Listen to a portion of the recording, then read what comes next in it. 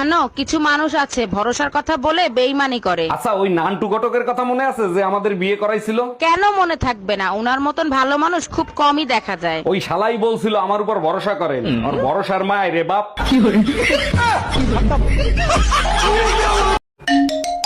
Hello hello, কেমন আছেন আপনি? যেখানে রেখে গেছো তুমি সেখানেই পড়ে আছি আমি। তারপর বলেন, আপনি বিবাহিত না অবিবাহিত? তোমাকে পাইনি তাই বিয়ে করা হয়নি। আর তোমার? বাসায় আসো, বেলনের বাড়ি খাইলেই বুঝতে পারবা। Bye bye, tata. এই এত সকালে দরজা নক করতেছে কে? ভাই আমি দুধওয়ালি, দুধ নিয়ে আসছি, দুধ নিয়ে যান। দাঁড়ান আসতেছি। কালকে দুধ দেন নাই কেন? কালকে আমি অসুস্থ ছিলাম তো তাই দিতে পারি নাই। অসুস্থ ছিলেন ভালো কথা, আপনি গরুর দুধ দিতেন। এতদিন কি তাহলে পাঠার দুধ খাইছিলেন? আচ্ছা বেবি, সত্যি করে একটা কথা বলো তো, তুমি আমাকে কত ভালোবাসো?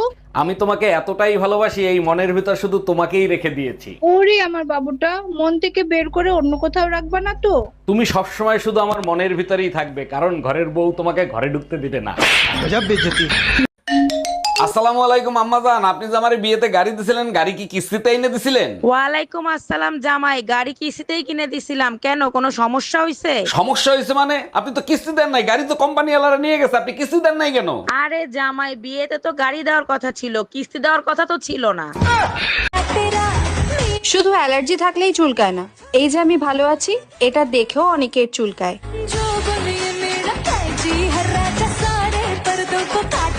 বৌদি, আপনার স্বামীর নাম কি? স্বামীর নাম মুখে নেব? গরুর পেছন দিক দিয়ে পড়ে, লুঙ্গির তলায় নড়ে চড়ে।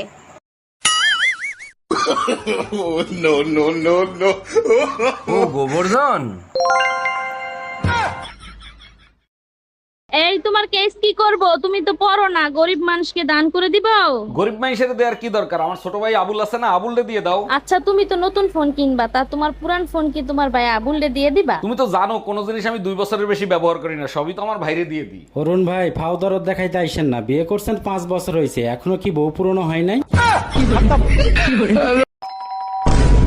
এই তাড়াতাড়ি পালাও, আমার বর এসে গেছে। তাড়াতাড়ি পালাও, আমার বর এসে গেছে। 1 মিনিট, তোমার বর তো আমি, তুমি আমাকেই পালাতে বলছো কেন? আচ্ছা, তুই যদি আমারই বর হোস্টেলে পালাচ্ছিলি কেন, বাজে ছেলে একটা? খবরদার আমার ফ্যামিলির ভিতর ঢোকার চেষ্টাও করবেন না, আমি বউ ছেলে মেয়ে নিয়ে সুখে শান্তিতে আছি। এই ডাইনির বাচ্চা ডাইনি, আমার সংসার ভাঙতে চাস? আর যদি কোনোদিন এই ফোনে ফোন দেস, তোরে ফোনের ভিতর ঢুইকে পিটাবো। তোমারে নিয়ে আর পারি না, এত রাগ করার কি আছে? আমার সংসারের ক্ষতি করবে আর আমি ছাইরে দেব? কে ছিল এই ডাইনি? তোমার মা ছিল।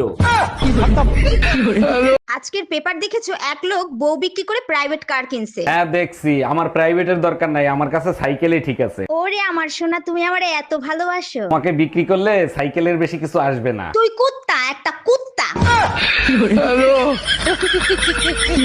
অরুণ ভাই, পারফেক্ট স্বামী স্ত্রী কারা, এটা আপনি কিভাবে বিবেচনা করবেন? পারফেক্ট স্বামী স্ত্রী তারা যেখানে বউ স্বামীকে উদাস দেখতে পারে না। একদম ঠিক বলছেন। এটা তো বউর কথা বললেন, আর স্বামীর কথা কিছু বলবেন না? স্বামীর কথা বলার কিছুই নাই, স্বামী যতই করুক স্বামীর খুশি বউ সহ্য করতে পারে না। গজব বেইজ্জতি।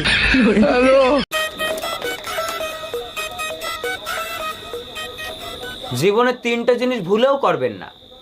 1 হচ্ছে বাবা মার পছন্দের বিয়ে, আর 2 নিজের পছন্দের বিয়ে, আর 3 বিয়ে। তা তুমি করলে কেন? ভুল করে।